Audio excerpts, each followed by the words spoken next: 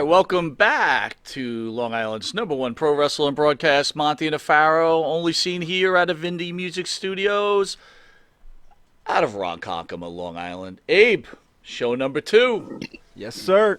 It's getting warmer in the studio. It's about 3 degrees now. Yeah, right. I had to break out the gloves, but we're making it work. I think the camera froze. That's why we lost the. I, I can't think of any other reason. It'd be nice if they put some heat on in this place.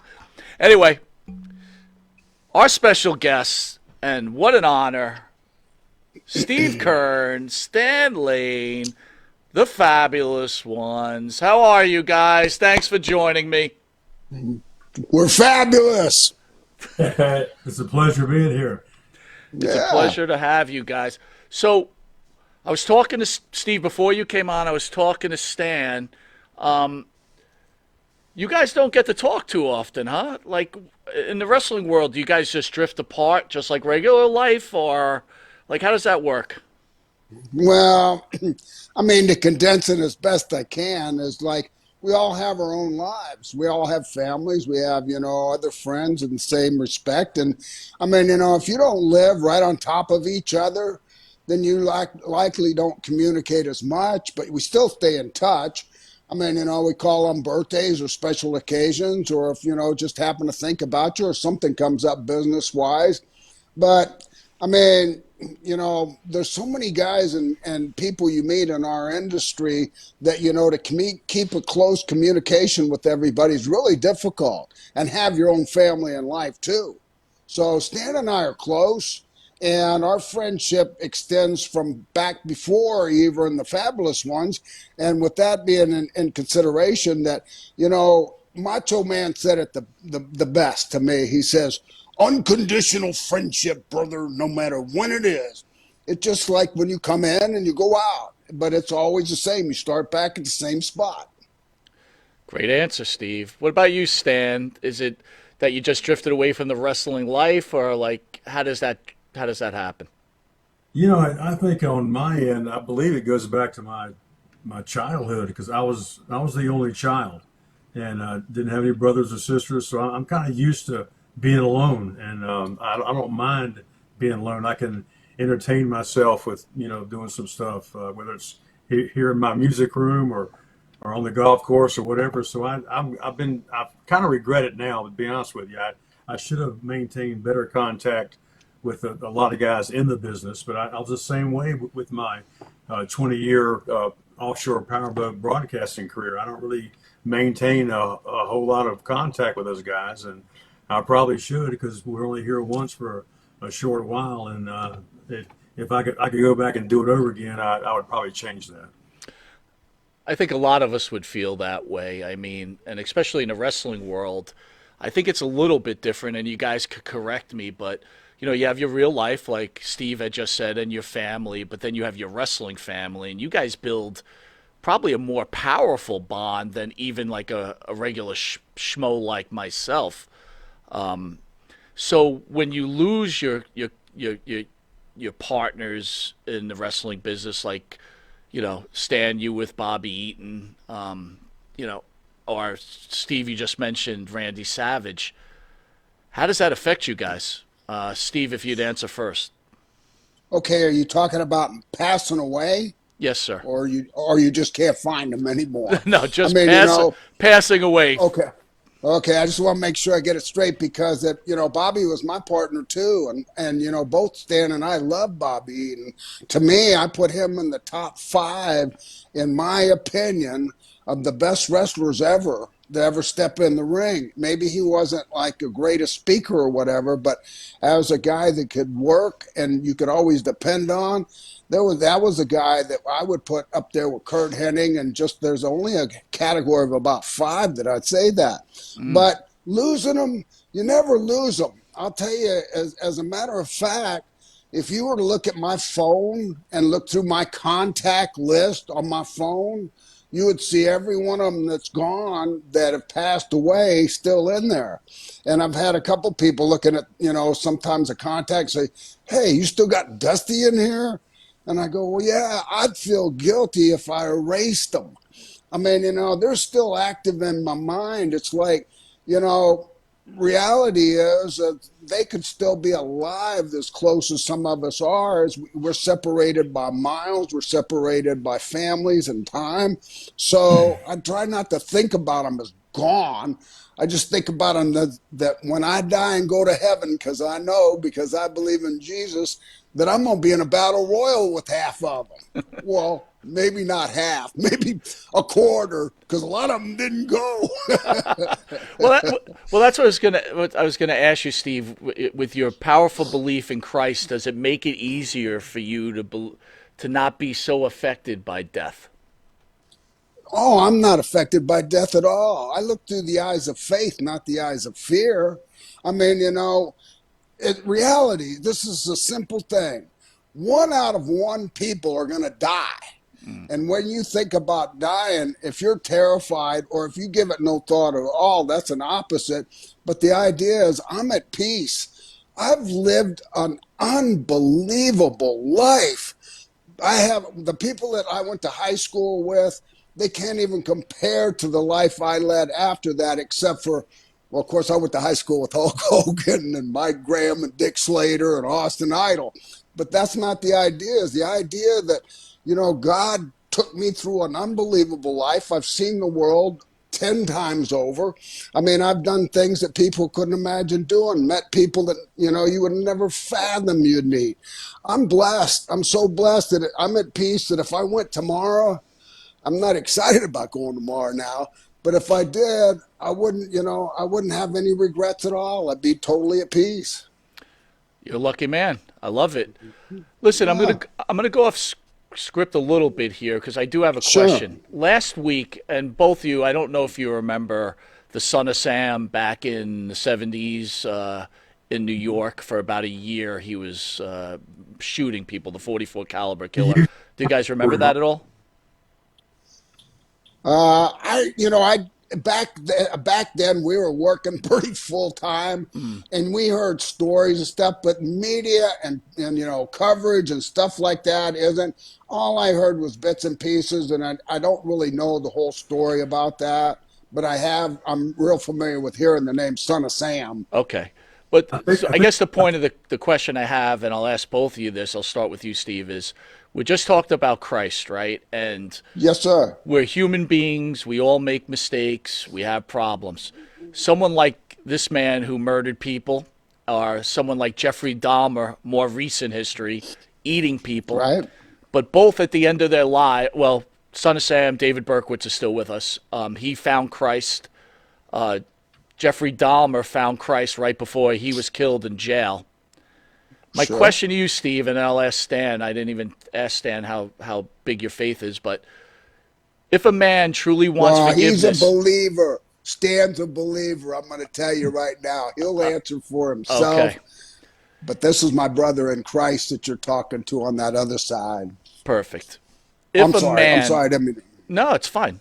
If a man truly wants forgiveness after committing such horrific things on this planet, does Christ forgive him? yes. If he confesses that Christ is his Lord and Savior who died on the cross and resurrected 3 days later, if he truly believes in Jesus Christ, he's going to be facing him the minute he closes his eyes. So if he wants to make that kind of commitment, then Christ will forgive him.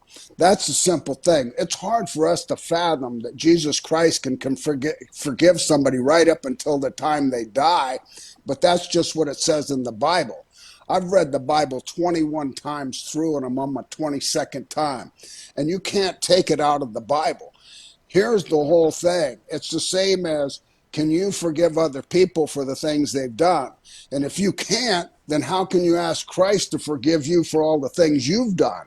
I mean, to be perfectly straightforward, because I never used the thing being perfectly honest. I be perfectly straightforward.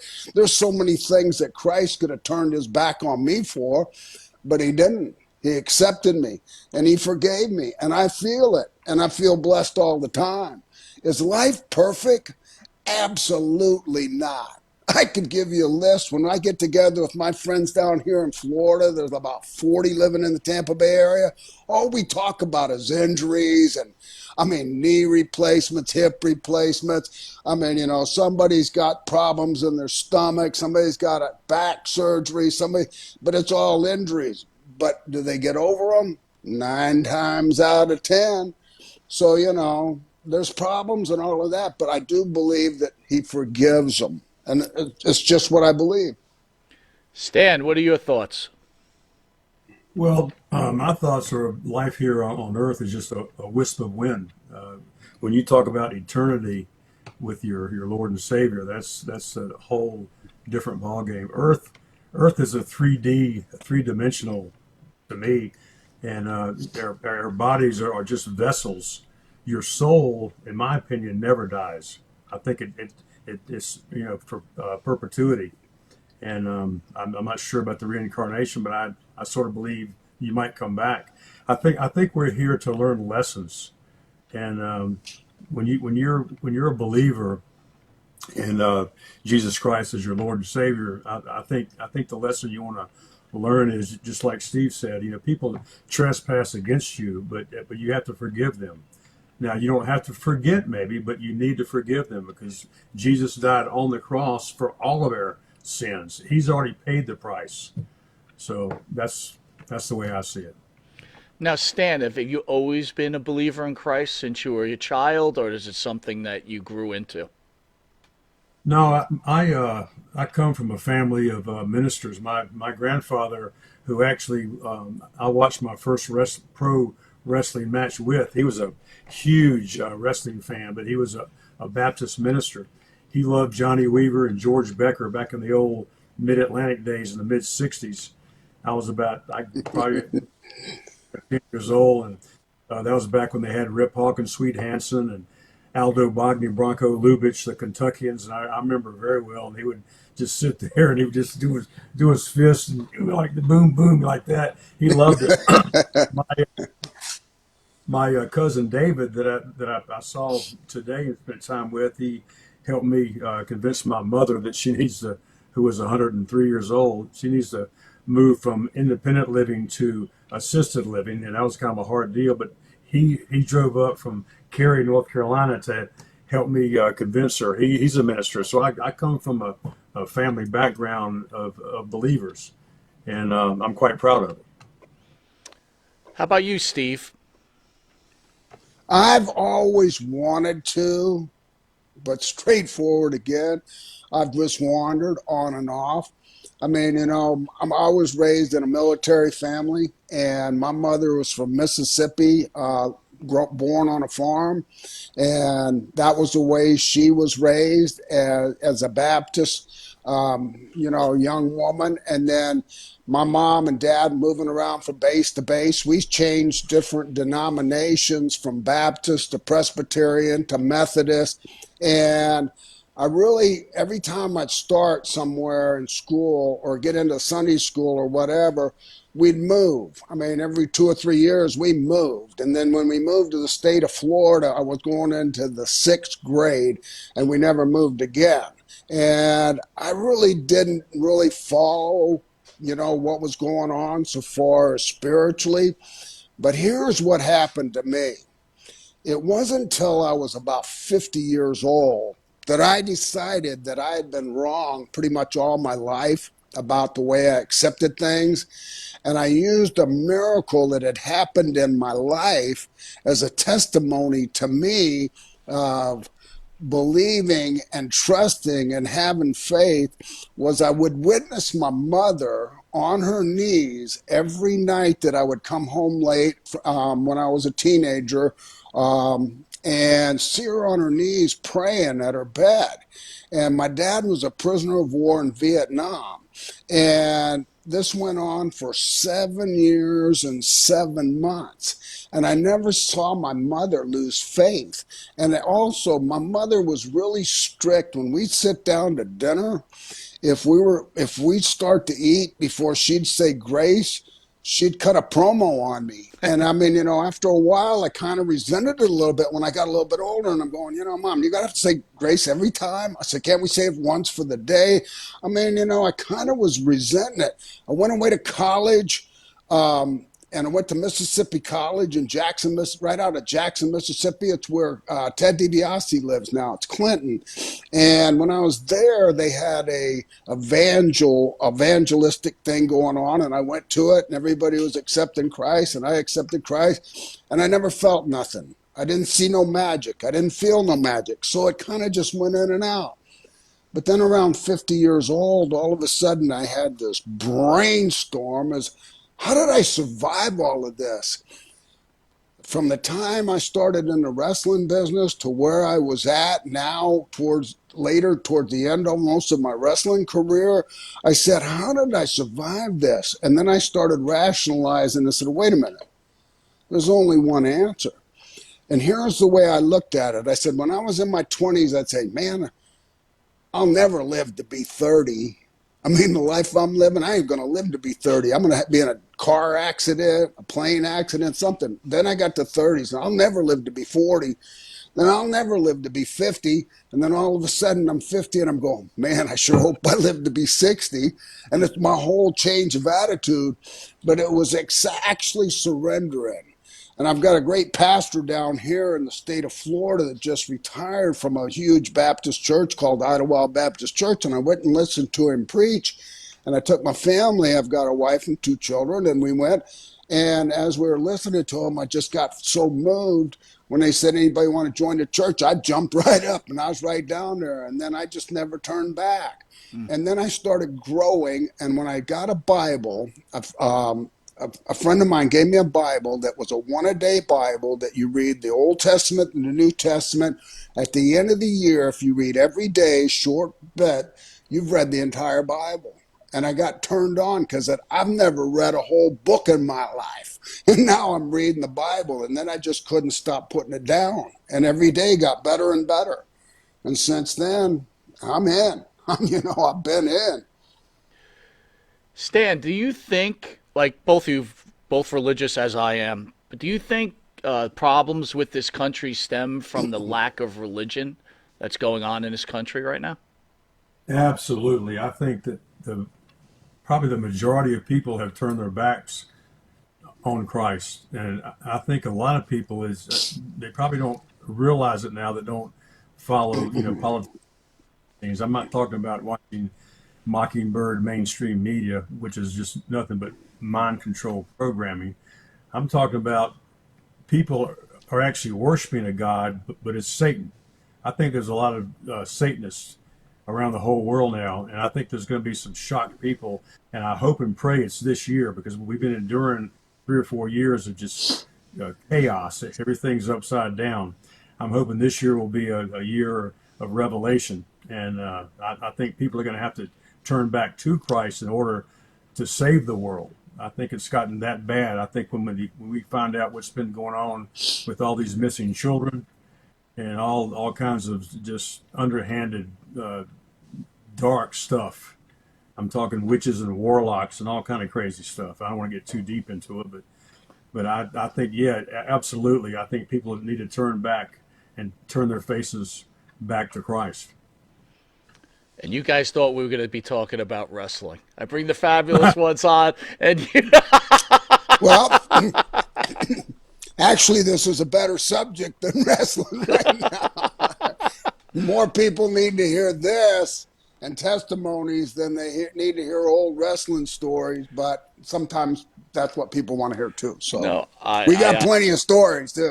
I know you do, and honestly, thank you for your candidness. Right, it takes a lot to stand up for your beliefs, and especially in today's cancel culture society. So I commend both of you for being so honest about your Well, beliefs and your thoughts. here's the thing. Here's the thing.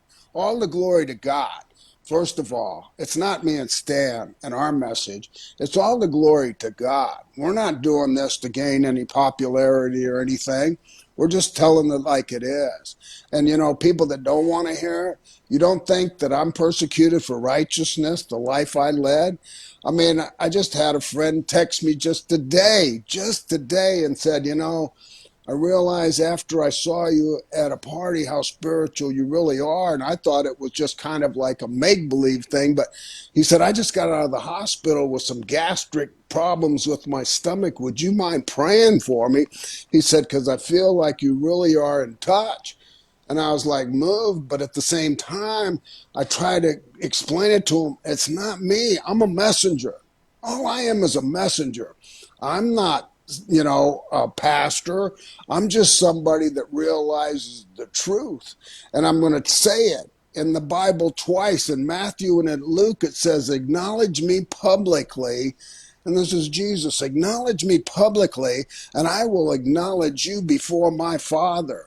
Like Stan said, eternity is a lot longer than this blink of an eye on earth, and I'm planning on acknowledging him every time I get a chance. So that's where I'm at. Steve, that leads me to a tough question for you then, right? You trained Sure. with the great Graham family. Eddie certainly was a tough guy, and they didn't take any crap, right? They tested Not at you. From what all. I'm just a fan going off what That's I okay. understand. So I guess, and I don't know if you were part of it, but you guys beat up on a lot of guys when they were training. You tested a lot of guys and actually physically hurt them. When you look back at that now, do you have regrets? And I'm not saying you did it. I don't know. I just from stories. Do you Um, have regrets at all? um, well, first of all, I didn't. I'm not what's classified as a shooter, and I wasn't a shooter when I started. Did I did I have to deal with shooters? Absolutely. That was part of your induction in Florida Championship Wrestling back here. And the reason it was is Eddie was trying to instill how important it was to kayfabe your audience and keep it as real as possible. It wasn't to make it any realer for us, but it was to give us respect for it. Because at his psychology was is if I take a butt whipping for 6 months every day and get my butt handed to me for 3 or 4 hours of that time, at the end, when some mark comes up to me in a bar or on the street and says, hey, wrestling's all fake, right? The first thing I'm going to say is, oh, yeah? Well, come on outside and let's find out who comes back in that door. That's the kind of respect he wanted for the wrestling business. It was a reality deal in here in the state of Florida. We weren't trying to sell entertainment. When I started in the wrestling business in 1972, we were appearing in front of the same audiences 52 times a year. Every week we were showing up.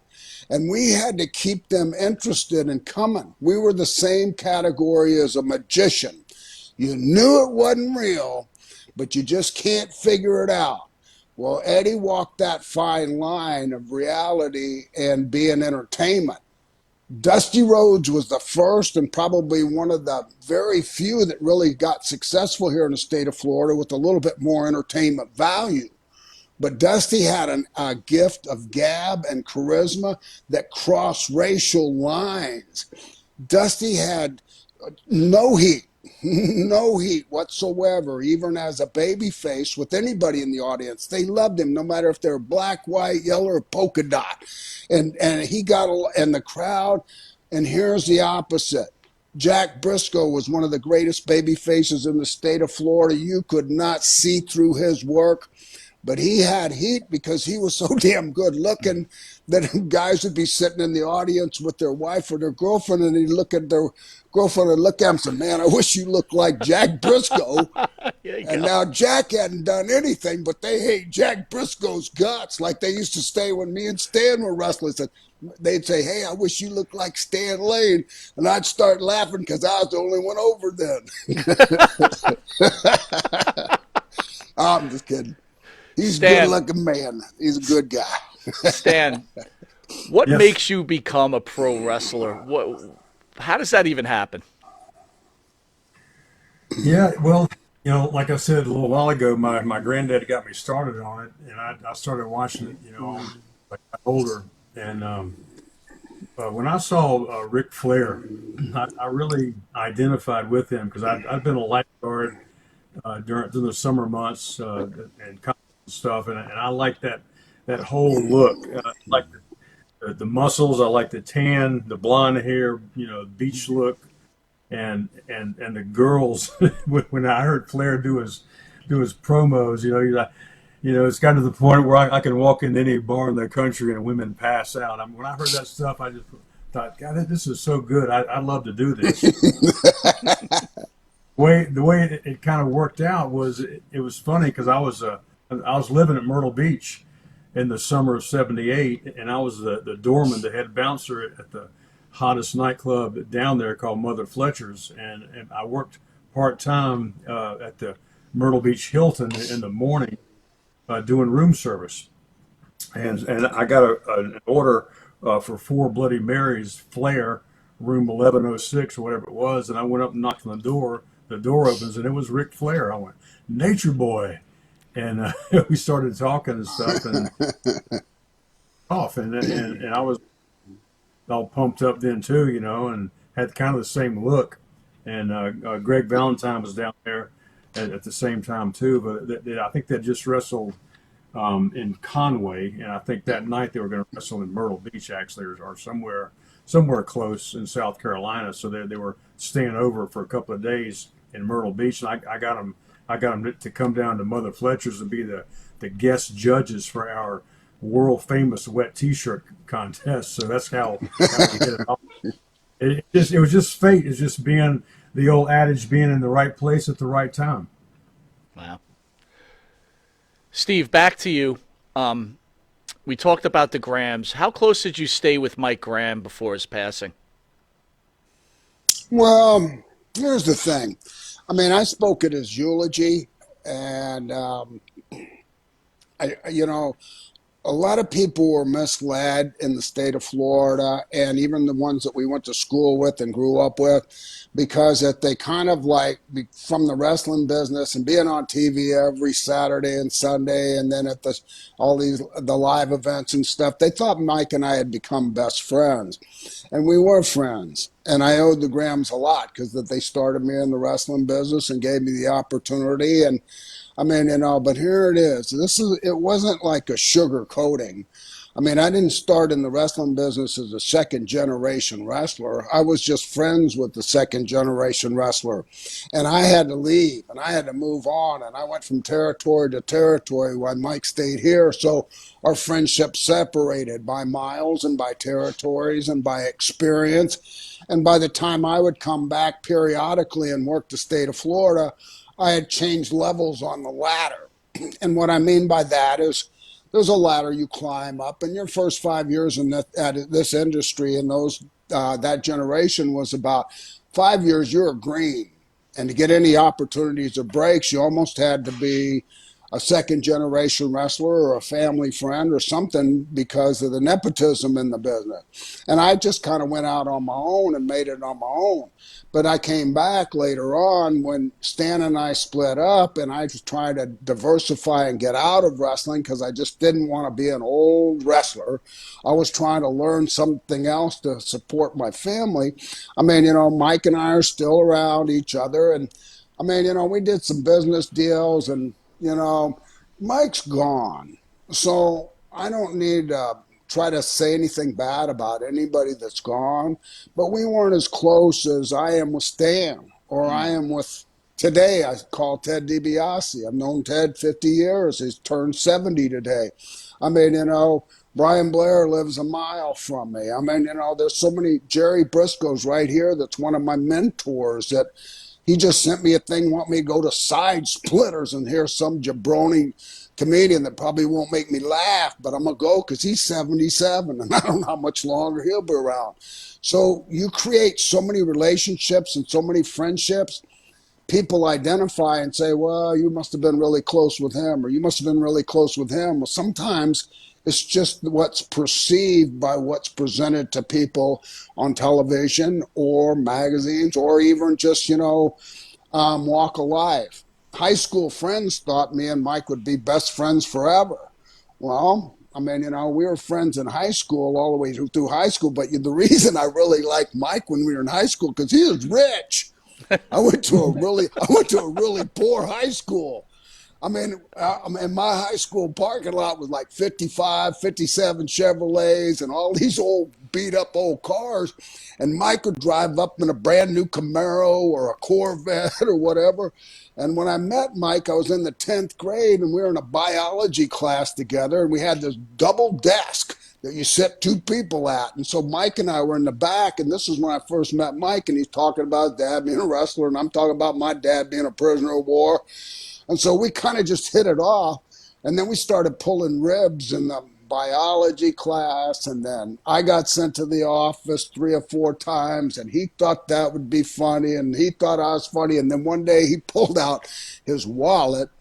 And I had never, ever seen $100 bill. And he had 5 of them. And he goes, well, you want to go after school here and play some pool up there, and then maybe go get something to eat. And I'm looking at him, go, are those real $100 bills? And he's going, yeah. Why? Ain't you ever seen one? And he let me hold it, and I'm freaking out, right? And I'm going, this is the friend I need going through school. And I mean, say it like you want to, but it was that money kind of attracted me. And then being around his dad, who took a natural liking to me, not because of me, but because of what he respected my dad for his sacrifice for his country. He kind of took me under his wing. And then they kind of attached me to the family, and now I'm on a yacht. I mean, I'm in the fastest speedboats in Tampa Bay. I'm in the fastest cars. I mean, and money was no object, and I never paid for a thing from the 10th grade on. So then Mike and I grew close through that kind of a relationship. So there's a video out there from Dutch Mantel. Dutch has a pretty popular podcast now at this point. He does pretty well for himself. Right. You guys Good for are him. you guys are an iconic tag team, but in one of Dutch's videos, Dutch says that Stan or Steve as an individual really weren't getting over. Now, I want to revert back. We had Kevin Sullivan in the studio. I'm a WWE guy, right? Grew up in the Northeast. Steve Kern, according to Sullivan, and I'm sure it's true, that you were this close to be put in the Bob Backlund position. So for someone at that level and being considered to become that champion, I would think you were pretty over. But this is Dutch's opinion on the video. And he says, you really couldn't draw a dime together alone, but when you got put together, it was gold. So, Stan, would you agree with Dutch's comments? Well, yes and no. I mean, before the Fabulous ones started, I was the Georgia junior heavy single. I had the U.S.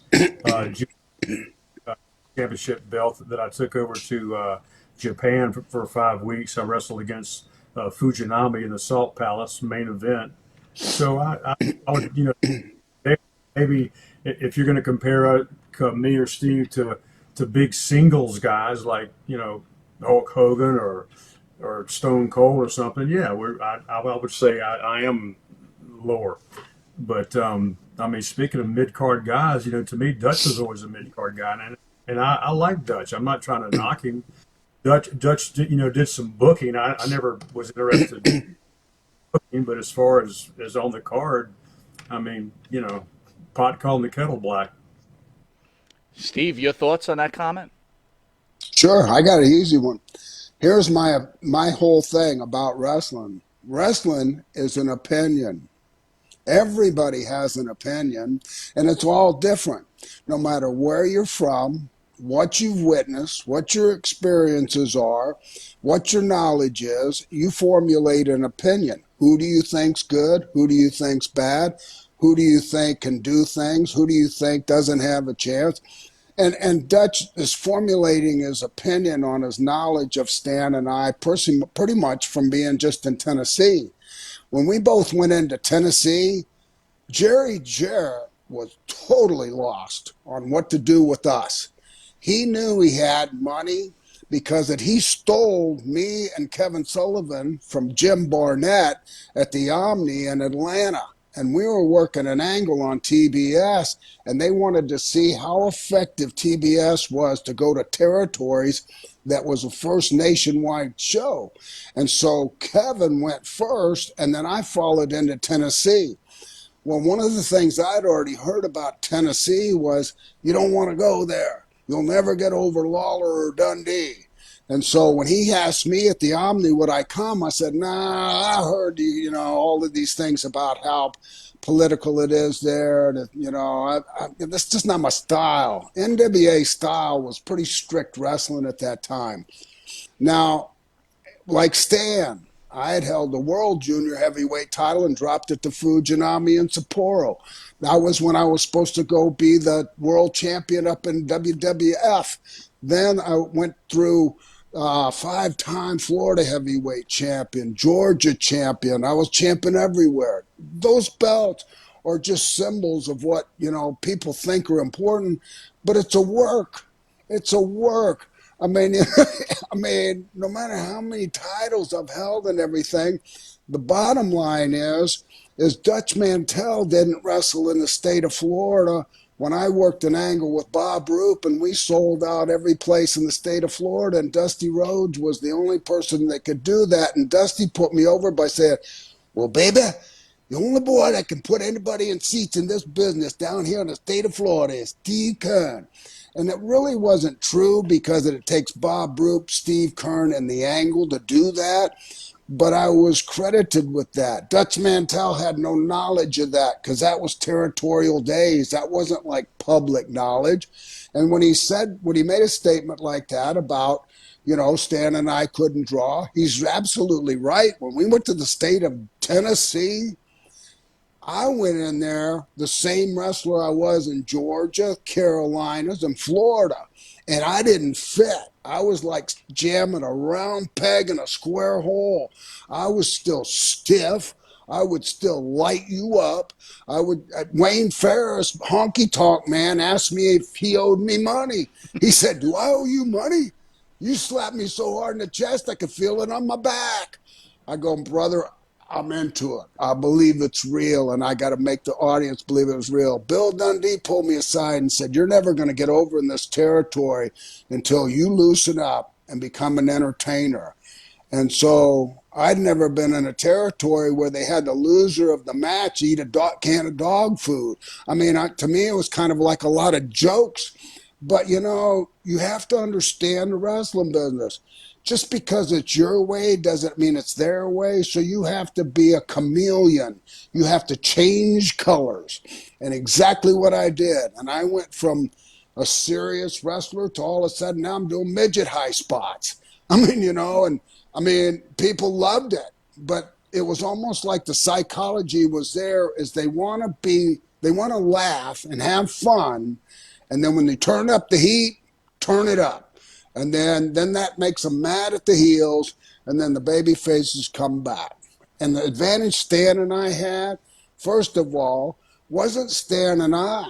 It was the right characters, the right time, and we had the right person that really supported us, which was our foundation, Jackie Fargo. He was over so strong in that territory that if Stan and I would have just been the fabulous ones with no Fargo history, we'd have probably had heat for the way we look. We're the only two guys in the territory that worked out. And we were cute. And when we were men, we weren't little boys.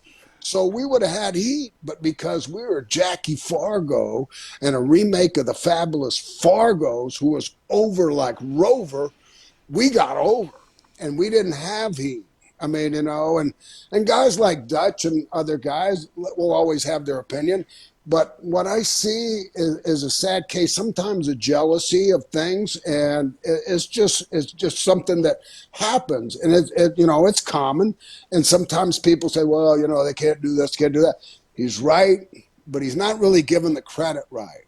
And he's got a bad reputation for for his opinion on a lot of things anyway. So Well, Steve, besides wrestling, Dutch also cures cancer and builds rocket ships. I don't know if you know about that. He knows about everything Well, in the he world. embellishes a lot of stuff. Now, he should be president of the United States at this point. Stan, Well, between him and Jimmy Cornette, boy, I've seen a real change in personalities over the last 30 years. I mean, Jimmy Cornette was nothing but a jabroni photographer, me and Stan. And all of a sudden, he's a genius to the wrestling world. And I'm going, what the hell happened? Was I asleep for the last 44 years of my career? no, you're Anyway, just in an sorry, I didn't mean to alternative go off on universe that right now. tangent. That's all. Oh, yeah. Stan, when they put you guys together, were you like, this is gold? I'm ready to print some money here. Well, I didn't really know. Jerry Jarrett approached us and laid it out to us, and Steve and I both, as Dutch said, I think we were like mid card guys there. So I was just ready to do whatever I could to help the territory, but also to put more money in my bank account. So I thought it was a great idea. Um, and then, like Steve said, having a living legend like Jackie Fargo back us up and do the promos, these are my boys and all that kind of stuff, gave us his seal of approval.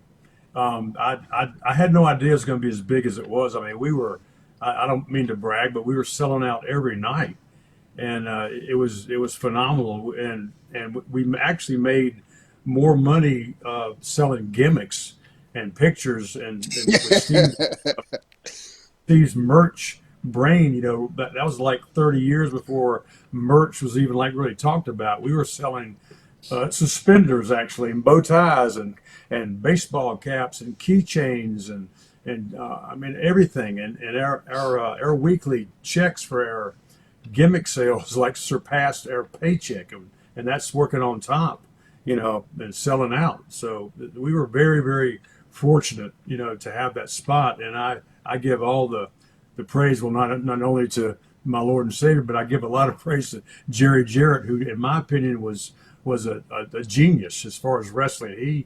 He had a brilliant mind for the business, and I miss that guy too. He was my favorite promoter. Yeah.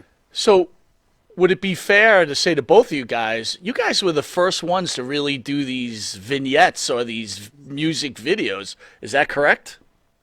That's right. So you It was guys, right when MTV had just come out. That's where it all came from, and it was Jerry Jarrett's idea, and he used his production people. And I mean, Stan was more. Stan knows music, and he could tell you the tune, the label, the color, what recording people, whatever, by just hearing the song. But he was really, he's a music guy, and he's perfect. And then Jerry Jarrett would come up with ideas. Sometimes they're a little, kind of like borderline. I mean, when I ran FCW and had the developmental, I mean, that talent that's up there in WWE now that went through me, I can't tell you how many times they showed up a Fabulous ones pictures of me and Stan looking like two gay guys from San Francisco standing on the top of a cake or something, and they go, "Hey, coach, what's this all about?" I said, "Man, it's a long story, bro. It's a long story." I said, that picture right there made me and Stan enough to buy two Corvettes, a 65 and a 63 or whatever. Stan knew cars, too. When he said, "Hey, this is a good car, get this one," he said, we had auto traders every day in every city. That was what we read in the car. And we bought cars with our picture money and just had so much, extra money. And it got a little heat, too. But imitation is flattery, and look how many tag teams spun off of us. And there's a book. I got a book over here in my bookshelf right here. It talks about the tag team era and how Stan and I started that whole trend and everything, and with the music videos. And what it did was it sparked ideas for other teams. And when I was never jealous. I mean, I always looked at it like, well, it's one thing to be the beginning, and it's the other thing to be an imitation. So I said, yeah, whatever. Whoever's successful, go for it. so let me ask you about these video shoots, though, right? So when you look at Sure. them, the total 80s, right? But I mean, that's like, what are they telling you? Like, stare into the camera and lick your lips? I mean, I'm looking at this and I'm like, Are you guys just Uh, laughing while you're doing this? well, we busted up a lot of times. I mean, there was one where we had one of the first ones was funny as hell to me because they had us with some horses in a barn, right? And Stan enlightens me out of nowhere that he's got a stigma about horses, that he hates horses. He don't want to even get around the horse. He don't like horses. He's a little bit afraid of them. And I've been stepped on him and everything too. And I'm not a big horse fan either. But I never thought about it the way Stan mentioned it to me, and I'm thinking, you got a point there about them damn horses and stuff. But there was so many times when it was like, okay, well, kind of turn around and stick your butts out and stuff like that. And I just look at Stan and go, as long as they're paying us, stick your butt out. Hey, Stan, so you're part of this team, two very good looking guys. I'm sure, I don't know if either one of you were married. Stan, I know you weren't from a previous I conversation. was. Yeah. So, but obviously there had to be a lot of women fans and all over you guys. Stan, was there ever jealousy between you and Steve, right? Because you're two good-looking guys. But now you're at a battle, right? Like, who's the better looking of this super team? No, we were much too engrossed in making money and showing up and having a good match. I mean, the women, were around, but they were like before the match, you walk out and they were, high fiving you and trying to hug you and stuff. But I mean, we were just, I mean, when you're riding the top of a wave, you need to ride that thing all the way, to the shore. So we were just, I mean, we were doing stuff, but at the same time, I think what really balanced it out was the fact that we were also just brawlers. I mean, we had some knockdown, drag out bloodbaths with teams like the Sheep Herders and the Moon Dogs with those bones. And I mean, we would just destroy furniture, even though we were like the glamour guys. I mean, we did all that stuff that was really really rugged stuff. So I think that kind of made the guys, instead of being jealous of us or disliking us because their wife or girlfriend liked us because they thought that we looked good. I mean, the guys respected us, so that they might look like little, cupcake guys, but these guys will fight. They'll get down and dirty. So I think that was a good balance tag team. Steve, there's a story out there. I guess you guys are you guys are making good money, really good money, very popular tag team.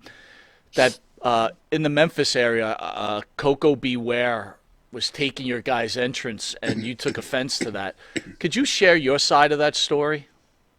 Sure, sure. There's been several different spins off of this, and I even had to call Stan not that long ago, as a matter of fact, because I'd heard Ricky Morton do a podcast, and what he told in the podcast didn't sound anything like what I had remembered. And then I guess, so I said, well, maybe my memory's different than him. Maybe my experience was different than his. But here was the thing. I was taught in my industry by my mentors, who were Jack Briscoe, Harley Race, Terry Funk, Dory Funk Jr., and Hiro Matsuda, that if you had anything that you're protecting, example, your finish, and I use a sleeper hold in the state of Florida, so if anybody used a sleeper hold, they needed to not use a sleeper hold in the matches before me. Your character or anything like that, which weren't really that established back when I first started, but when we developed the Fabulous one, well, Coco came out and he did a character called Stagger Lee. And we just broke out with the Fabulous ones. And now here we are in with top hats and bow ties and the sequin tuxedo. And here comes Coco out and does the Stagger Lee, and he's doing the same thing. He has a white tuxedo coat on, a bow tie, and a top hat. Well, I was not only insulted, I felt like that it was like stepping right on what we're trying to do, and what that does is it dilutes what we're doing. Well, we had to travel from Memphis to Nashville, and we were in Nashville. And when I walked in the dressing room, it was a small dressing room in there, and there's a little stall shower in the corner and a toilet. And, you know, I was pretty worked up by the time we got there. And I backed into that stall shower and I started confronting Coco. And I started asking him questions. Now, the conversation, I can't verbatim tell you. That's 40 years ago. But I can tell you that I was heated and I was letting him know I wasn't happy with him trying to do the same thing we're doing with our new characters. And it was infringement on what we were doing. Anyway, I sucker punched him. And I did, and I admit it, and that's just me. I mean, you know, if I'm going to win a fight or if I'm going to be in a fight, I'm not. People aren't going to ask me who started the fight and all that. They're just going to ask you who wins or loses. Well, this is what, in my knowledge, that I remember about the fight was that I sucker punched him, and then we locked up and we fought, but we didn't go down. Neither one of us went down on the floor. We hooked up and we kind of got tied up, but everybody was trying to break it up almost right away. And anyway, now Coco's really screaming and yelling at me, you know, and saying, I'm not afraid of you and calling me names and all of that. And I just looked at him and I said, okay, well, let's just finish it. We squared off. We went at it again. But here was the end results. And this is the best I can remember. And this is what I always weigh it on. When it was over, neither one of us had a mark on us. Neither one of us had really gone down and gotten hurt. Neither one of us had kind of quit or said, that's enough, I've had enough. Nobody had pulled one of us off of the other one. I never looked at it like I did anything to damage Coco. I didn't beat up Coco, but I never felt like Coco beat me up either. So it was kind of like, the difference is the fight that Orndorff had with Vader there. I mean, Orndorff beat Vader relentlessly, and he looked like Elephant Man when it was over. To me, that was a fight. But that's the kind of growing up I had. I mean, Coco was not my first fight, but it wasn't one that I'm proud of or one that I won. I never kicked Coco's butt. Here's the deal. Coco's a born-again Christian like I am. And when he got the Hall of Fame award with WWE, I was an agent there. Coco out of nowhere walked up to me, and we had worked 100 times. Even when I was Skinner, I worked with Coco there. Never even mentioned that fight. And Coco walked up to me and said to me, he said, I'm sorry. He said, I'm sorry for what happened in Nashville. He said, you know, you're right. And it took a long time for me to realize that. But when I got the bird gimmick and somebody tried to imitate it, I realized how you felt that night when I did the Stagger Lee thing. So he says, I apologize and I hope you can forgive me. And I looked at him and said, man, I forgot all about it. I love you, Coco. There's no hard feelings between you and me. I mean, he's a real man. But the people that tell the story, and sometimes, you know, Dutch Mantel is embellished. And he said we weren't even booked in Nashville. He said we were booked in Jonesboro, and we skipped the Jonesboro show to go to Nashville. You know, first of all, you didn't do things like that, or you got fired. You know, you don't skip a show you're the main event and go to another show to have a confrontation with somebody in the dressing room. But the other, you know, I guess it's like opinions. It's like what they saw or what they felt happened. And, you know, it's like I told Ricky Morton when I saw him after I heard his podcast, I called him out in Charlotte, North Carolina. I said, you know, Ricky, I got to talk to you.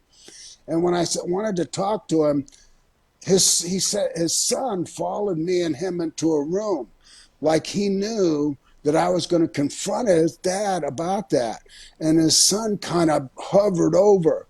And I looked at Ricky. I said, you know, I don't know why you told the thing you told on that podcast, but I just don't agree with what you told. And he says, well, you know, and he put his hands up on my shoulders and everything. Well, I love you. And he says, well, you know, a tough guy, you're a tough guy. And you want to sucker punch nobody. Tough guys, sucker punch guys. And he says, but this is the way I saw it. And, you know, it's just what I remember. And I said, okay.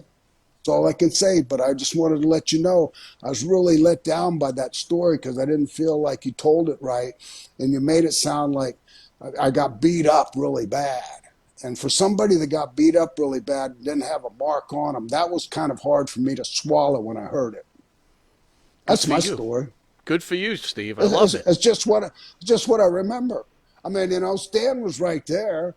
I mean, you know, if I got beat up, Stan's been in a lot of fights. As a matter of fact, I saw him beat up a guy really bad in Memphis one night, but the guy looked beat up. And I almost wanted to say, like when Ricky Morton said, I want to say, have you ever been in a fight? I mean, who's ever looked at a picture of the Rock and Roll Express and said, "Oh, these look like a couple of tough guys"? Yeah. Stan, do you concur with Steve's side of the story? Yeah, I mean, as he said, of course, if you go to court and you've got 12 witnesses, you're going to get 12 different stories. That's just the way it is. The YouTube video that I watched of Morton, it was funny. I mean, he embellished it and said that Coco was in the shower showering, and Steve attacked him in the shower. Now that makes for a really good visual, I guess, if you want to laugh. Like we got Coco stark naked, lathered up in a shower, and here comes Kern charging the shower and starts fighting. Well, that didn't happen. I mean, it's just like Steve said, and Steve called it a sucker punch. To me, a sucker punch is when you throw a punch at somebody and they don't see it coming. Now this shower in Nashville is like a prefab building, and the shower is like a little RV shower. There's barely room for two grown men to even stand up in there. They were facing each other face to face. Steve threw the first punch. Now, but to me, that's not a sucker punch. If you're going to fight somebody, somebody's got to throw the first punch. Steve threw the first punch.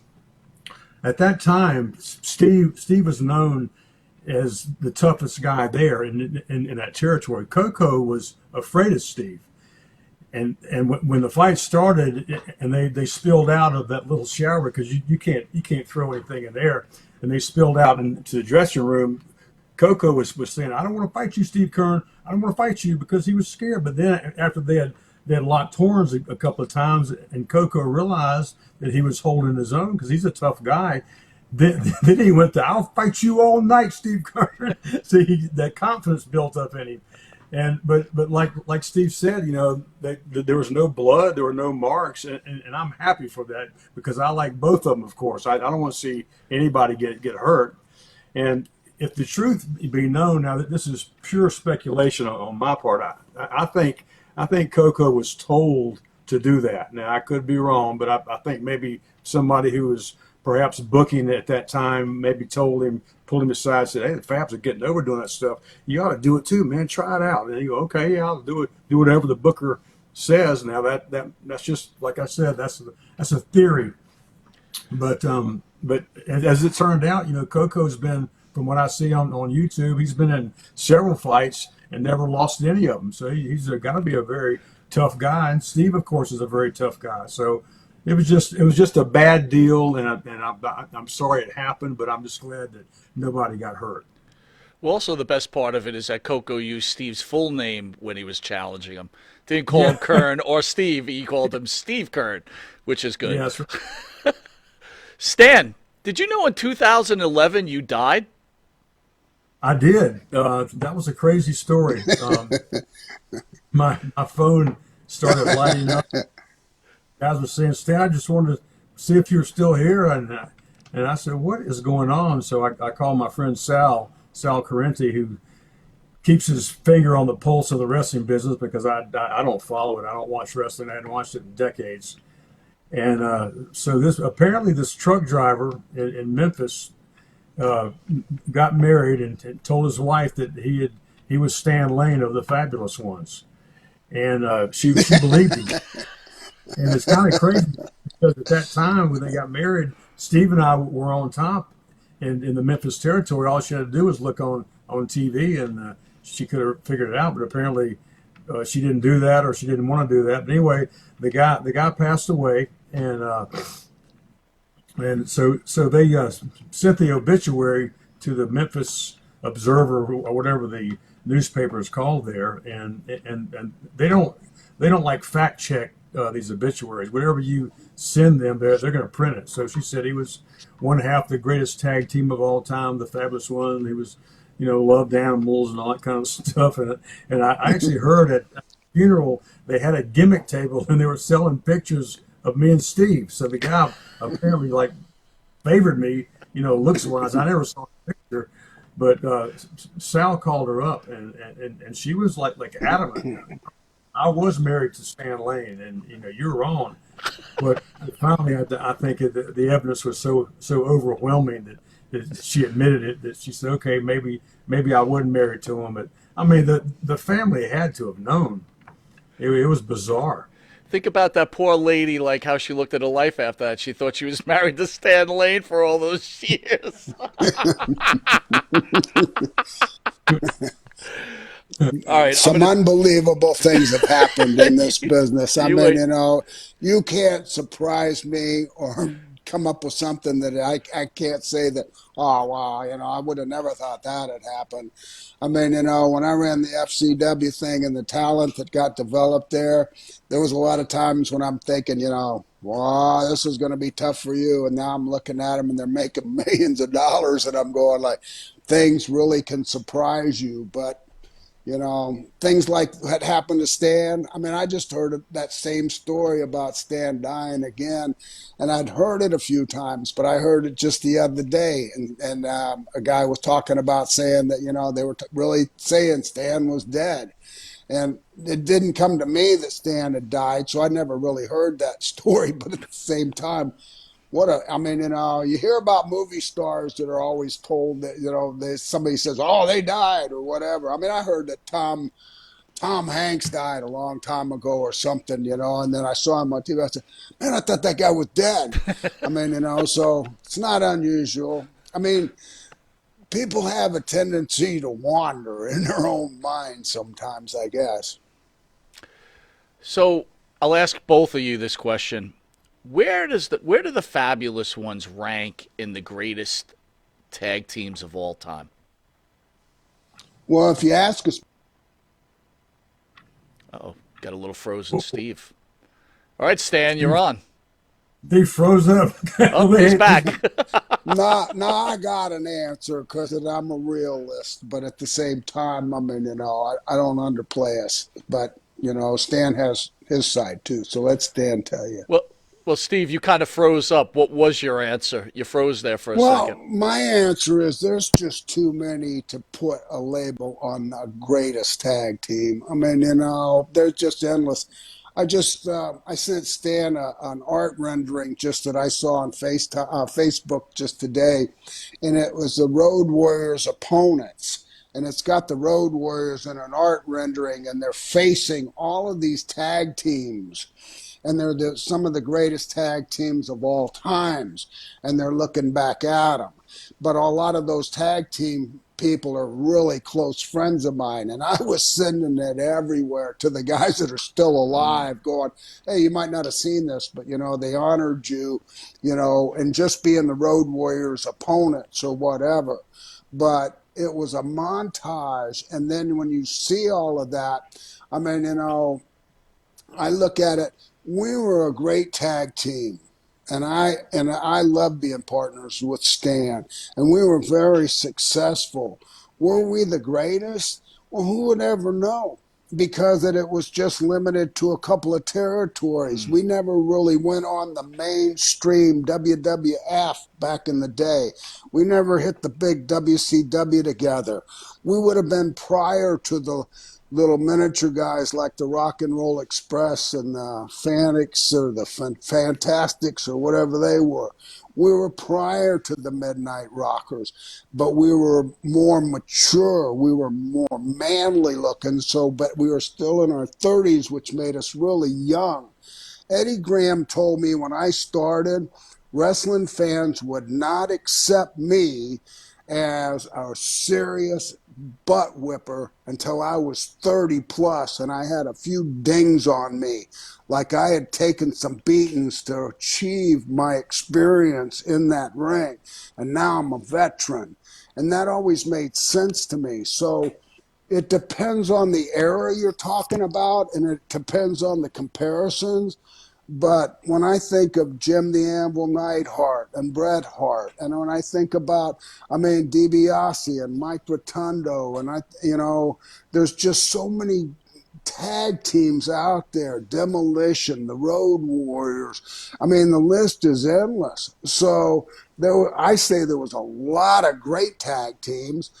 I don't say we were the greatest, but I said we held our own and we had respect from all of them because guess what? We ended up working with 90% of them. And if we didn't have respect, they wouldn't have sold us. They wouldn't have worked with us, and they wouldn't have been gentle on us. I remember working with Dr. Death and Steve Williams, and Jim Knight. What's his name? Hacksaw Jim Duggan. We went to Oklahoma to work for Bill Watts, and here we are, the Fabolous ones, and we come in there to work against the two toughest guys in the territory. And it's like, uh-oh. This is going to be a night when somebody's just going to jerk us around. And they worked with us and gave us the utmost respect. And we bounced all over and put them over and everything like that. But back in our era and the territory things, everybody was really, to me, a great worker. You never had to worry about that. If somebody was a lame worker, it was a one or a two in the whole territory. Well, I Steve, mean, set me straight on something. You mentioned the Road Warriors. Again, we all know the sure, stories when supposedly they were supposed to drop the AWA titles to you and Stan. Being an old school guy, if that story is true, why did you accept the fact that they wouldn't follow the promoter's rules? because that's not the way I was raised. I wasn't raised to go to the ring and go against the guy that's paying me and not do what I'm told. I'm a soldier. I'm a soldier that works for an army general. The army general pays me. And whatever the army general asks me to do, I'm going to do it. And if he asks me to get beat, then I'm going to do it. And I'm going to do it to the best of my ability to make my opponent look better. That's the whole nature of the wrestling business. It's what happens is guys' egos get in the way and they really start believing that there's something that they're really not. The business is a work. The Road Warriors were very difficult to deal with, but it was mostly Hawk, and he was kind of hot headed, but he was just very green. And he's working with guys that are veterans that are willing to do anything in the ring, but we're not willing to change the finish on a territory from the boss from what we were told to do when we came into the ring. I'm not willing to relinquish and go along with them. They're not paying me. And I know that when I come back from that dressing room, I'm going to have to answer for that. So you guys are supposed to go over what happened. You lost. Well, they told us to. What do you mean they told you to? You mean to tell me now the other team tells you, hey, man, we don't want to lose tonight, so you're losing? What? Well, that's kind of how it happened. Me and Stan are bouncing around. We're on cloud nine. We ain't seen this many people in our whole career in this Minneapolis Coliseum.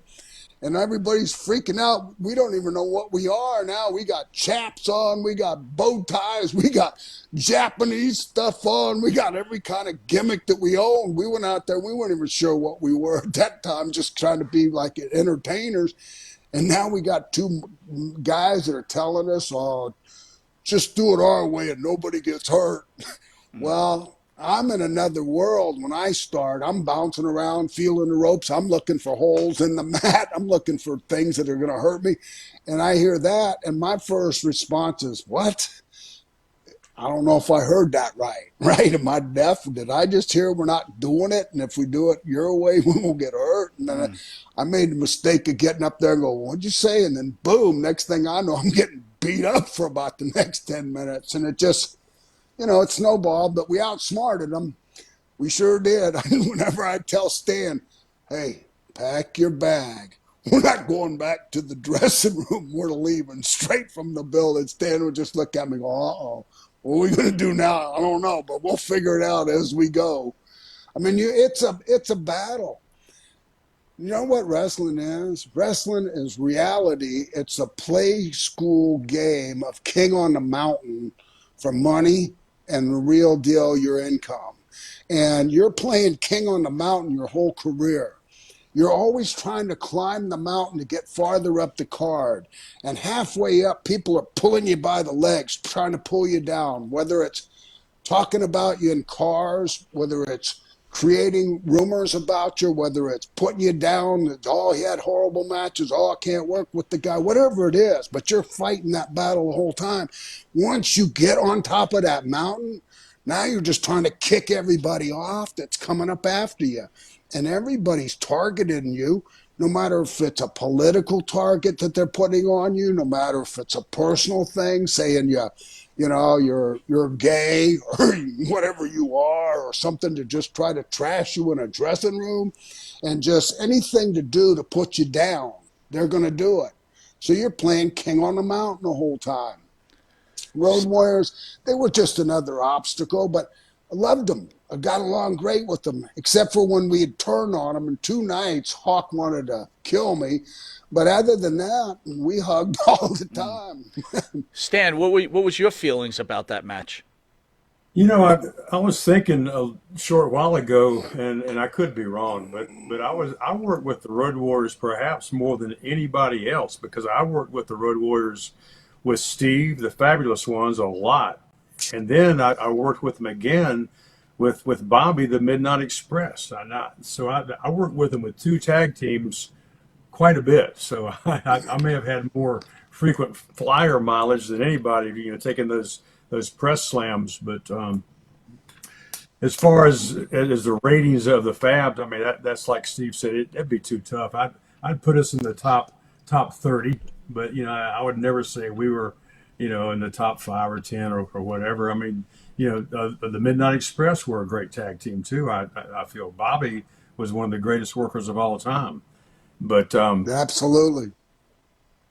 the Road Warriors, they never really grasped the fact that to get heat, you can't go out there and tell the fans, the people in your interviews that you're going to kick somebody's butt, and then you go out there and you kick their butt. Well, that's not being a heel. That's being a baby face. You told them what you're going to do, and you did it.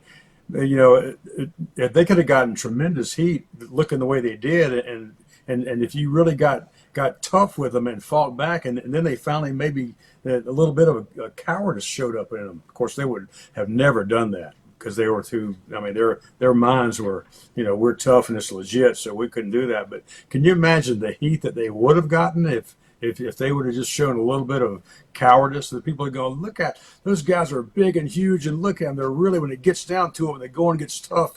They got a little bit of wimp in them, but that never happened. They finally, I think, kind of smartened up towards the end.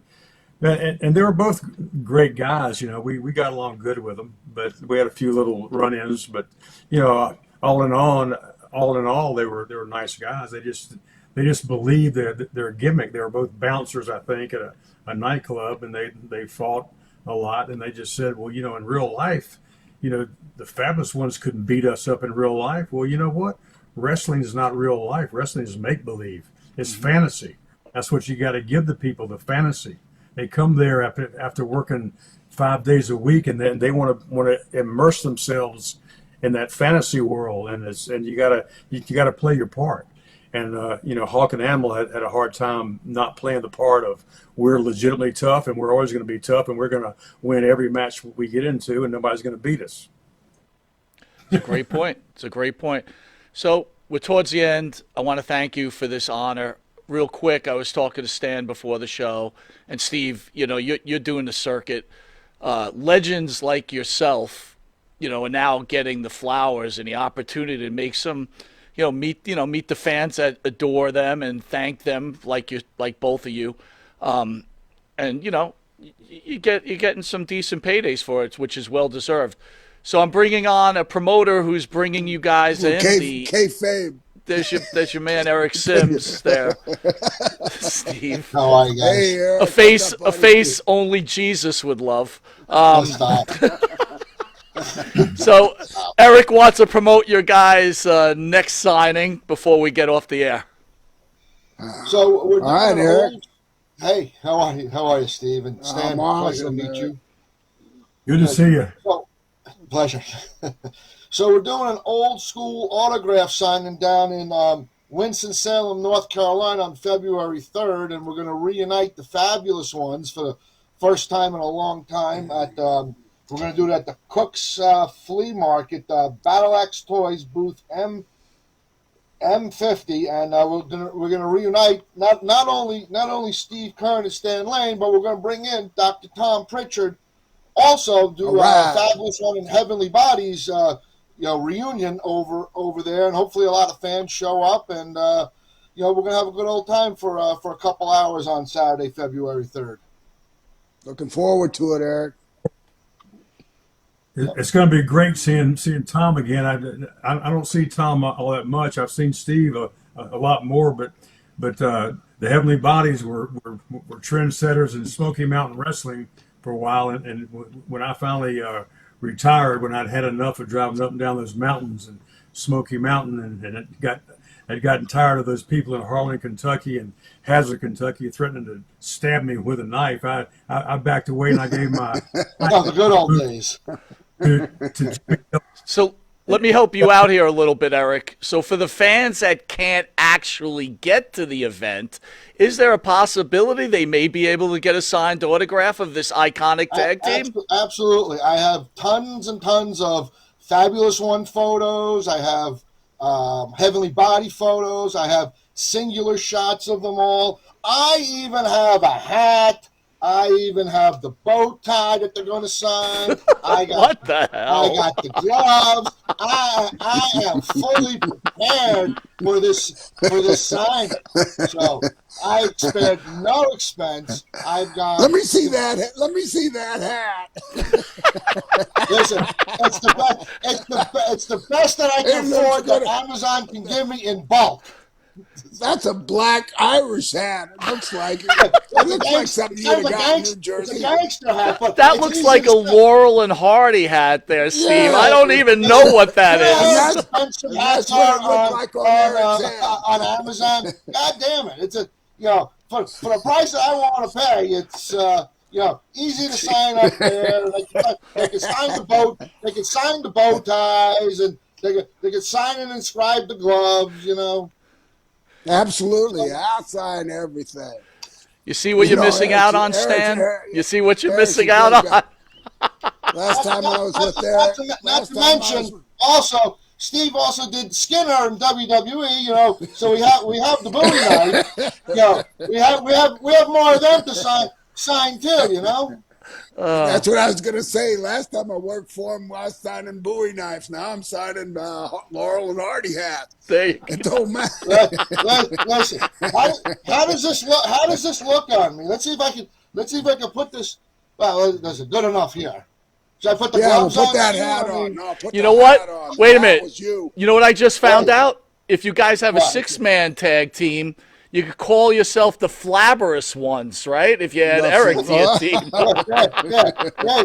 There you go. Because if you remember, if you look at the photos, like right. you can see them suspenders, gloves, and I got other pictures where they're wearing hats. You know, so All right. what Well, else? Eric, we're gonna, we got to let these two gentlemen go. They've been more than One wonderful. thing that I want to say about that and appearing with Eric, and I appreciate Eric putting us together because I still travel and I'm doing a lot of these things. And the one thing that's really missing in the ingredient for me traveling is having Stan there. And Stan doesn't travel anymore, and I respect that. And Eric made arrangements to take us closer to Stan so we could do this.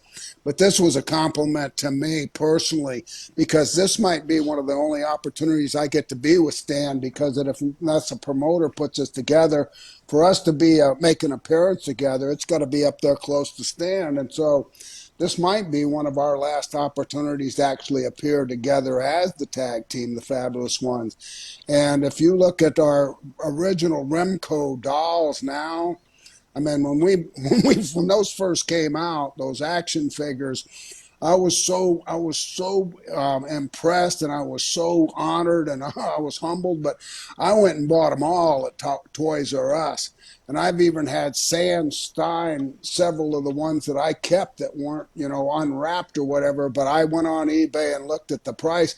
I bought them for like $4.95 a piece in Minneapolis when they first came out, and I've seen them as high as $1,500. So a real true collector and a historian for pro wrestling that would have an opportunity to have Stan and I sign something together First of all, it's a blessing from God Almighty that we're both still alive and healthy and can do this kind of a thing. But it's also a blessing from Eric to have us together. And I totally appreciate it, Eric. I appreciate where you're coming You know, from. I'll sign anything but girls' underwear. That's the only thing I'm drawing a line on.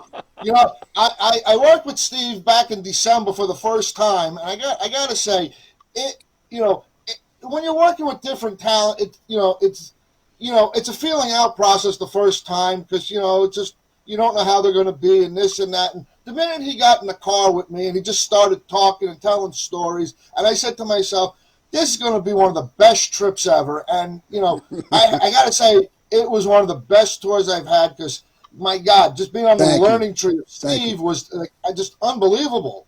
And then on top of that, we had Tony Atlas in the car. And I'm sorry, I'm sorry, but Tony drove you crazy that Hey, whole fucking trip.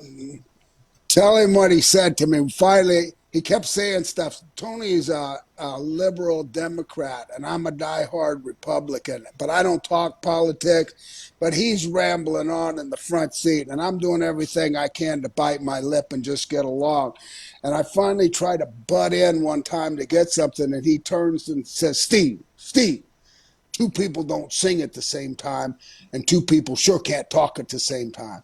And I shut my mouth the rest of the time, and I just And told him, I said, I "Wait a minute, and has he never I heard of the told Tony, choir?" hey, let Steve talk. Give him let him talk. He has an opinion too. I mean, goddamn. I mean, you know, just he's just rambling on. He just keeps going. He loves you, but he just rambling on and on and on and on.